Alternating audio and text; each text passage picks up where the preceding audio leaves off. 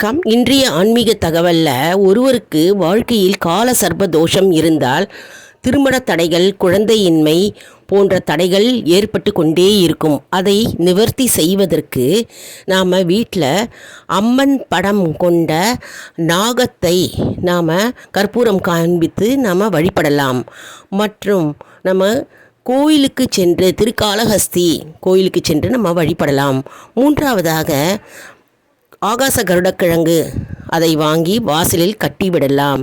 நான்காவதாக ராகு காலத்தில் துர்க்கை அம்மன் வழிபாட்டு மேற்கொள்ள வேண்டும். அதாவது செவ்வாய் வெள்ளிக்கிழமை அன்று ராகு கால துர்க்கையை நாம் வழிபட்டு வீட்டில் வழிபடலாம் அல்லது கோவிலிலும் விளக்கேற்றி வழிபடலாம்.